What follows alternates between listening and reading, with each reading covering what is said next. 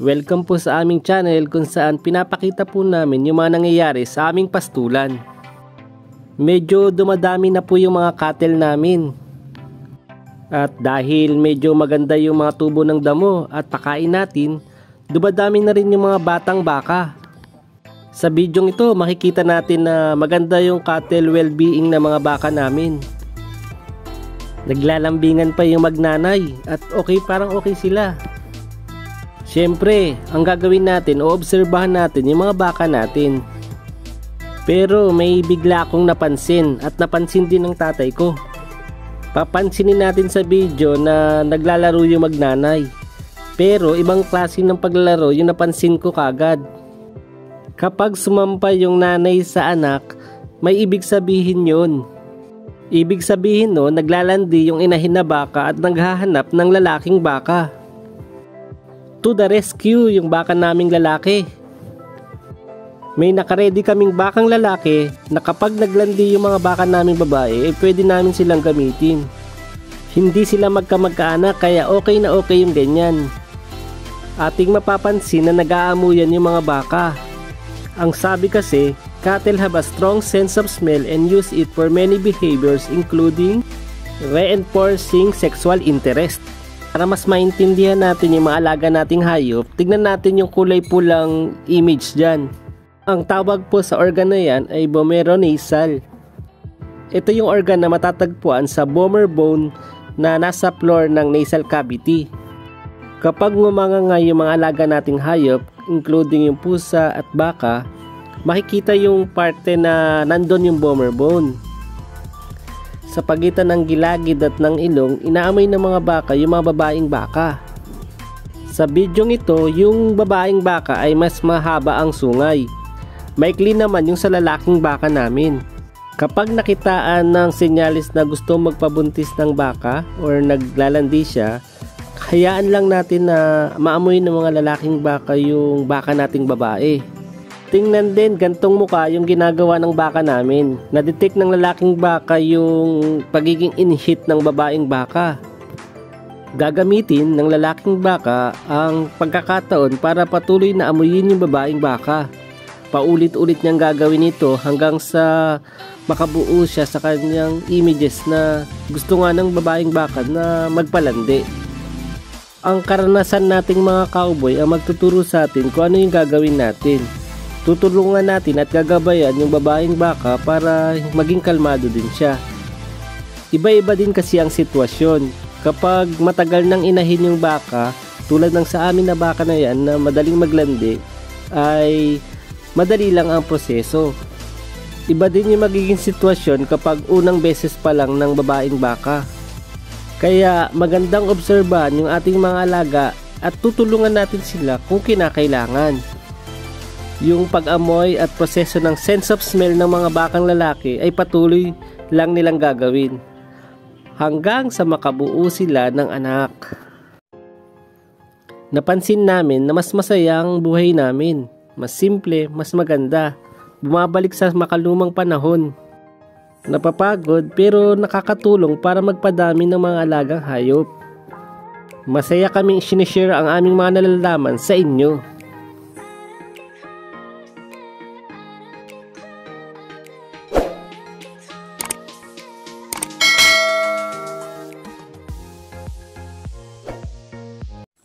Pinuntahan natin yung batang baka. Tinitignan kung natututo na ba siya sa buhay. Tinitraining din ng mga nanay na baka yung kanilang mga anak na baka. Sinisigurado namin na laging maraming supply ng fresh grass yung mga baka namin. At laging nililinisan yung mga pastulan. Dalawa yung purpose ng pagpapataba sa mga lalaking baka. Yung una ay para lumaki sila at para maging maganda rin silang pambulog. Pinapanguhan namin sila ng iba't ibang klase ng legumes. Kailangan nating i-maintain yung katawan nila. Sa gantong setup, ang nanay na baka lang ang nakatali at malayang pang maglakbay-lakbay yung maliit na baka. Paminsan-minsan lumalayo yung baby baka sa kanyang nanay.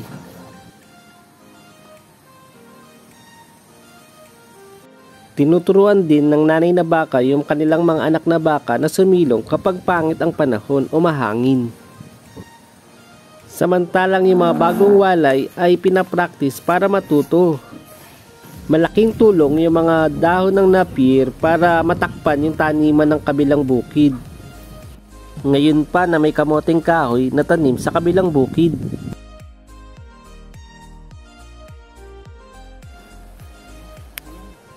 Pero tumaba na siya, no? Kapag maganda ang pamamalakad sa pastulan, tuloy-tuloy ang pagdami ng mga baka at sunod-sunod ang panganganak ng mga baka natin. Sa ngayon, may bagong walay na naman tayo. Nag-a-adjust pa yan pero matututo din. Paminsan-minsan, kailangan din natin mag-harvest ng mga prutas. At may usaserong baka. Hindi to mabulo, pinya to. Mula nang pinanganak siya, sagana kami sa mabulo. Kaya akala niya, mabulo yung daladala ko.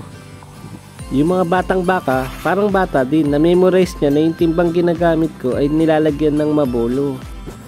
Ni-introduce namin sa kanya yung mabulo at nagustuhan niya kagad. Ayan, kain siya ng kain.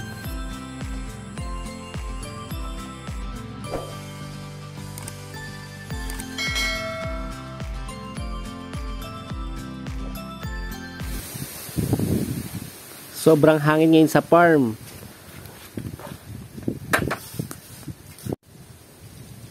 Narito tayo ngayon sa pwesto ng mga mag-inang baka. Sinisikap namin na magtanim sa tabi ng mga baka namin.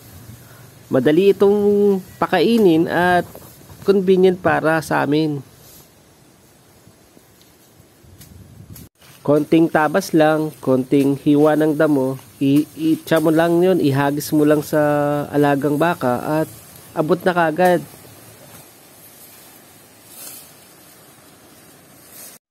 Sinisecure namin na magkaroon ng mga batang baka taon-taon. Pero sa lahat ng baka, kakaiba tong baka na maliit na to para sa akin. Makulit tong batang baka na to. Dahil masagana yung mga damo natin ngayon, sagana din yung bigay namin sa mga baka. Hindi namin sila hinahayaang magutom. Ginagawa nating maganda yung pastulan natin para maganda yung output na magkakaroon.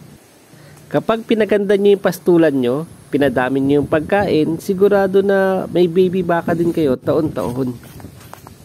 Minamabuti na may ipakita sa inyo yung pastulan namin para ma-inspire kayo na magtanim din ng mga pagkain ng baka. Bagamat maganda yung ginagawa ng baka na malapit lagi sa nanay niya, pero yung apakan niya, yung kinakainan nila ay hindi maganda. Mas lalo na siguro yung hihigan mo pa yung kakainan mo. Uy, bawal yan.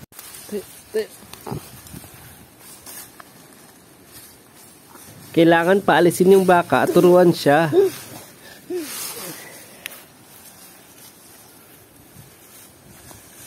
Kapag tinutulak natin yung baka, hindi niya naiintindihan yun.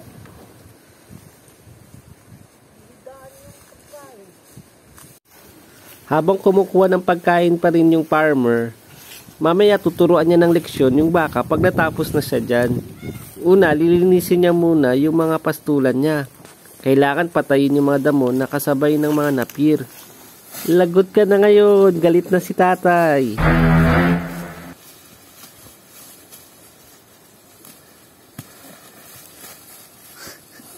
Yan, napalo ka tuloy.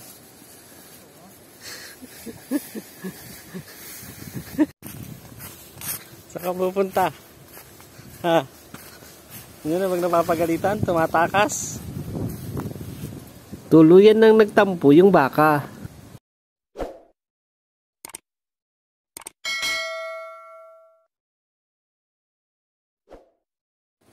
May paborito kaming merienda sa farm.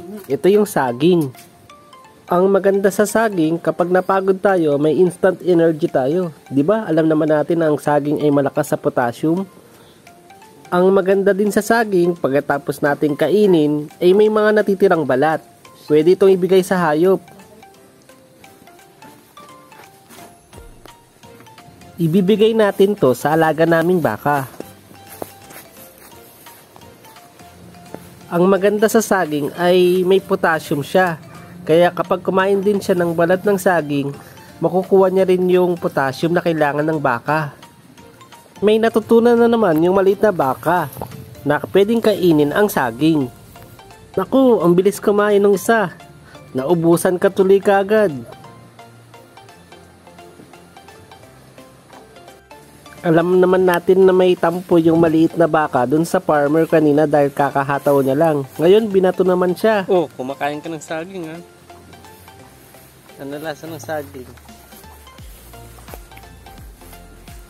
Samantalang yung isa, bising-bising ngumuya ng saging.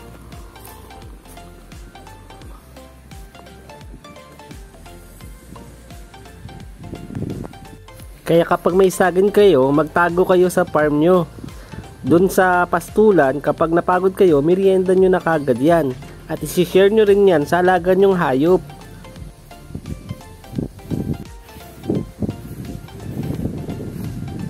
Nagsisimula yung pagdami sa pag-aalaga ng maayos sa ating mga alagang hayop. Sige mga baka, bilisan nyo na lumaki. Excited na kaming makita kung paano natin mapalago ang aming farm.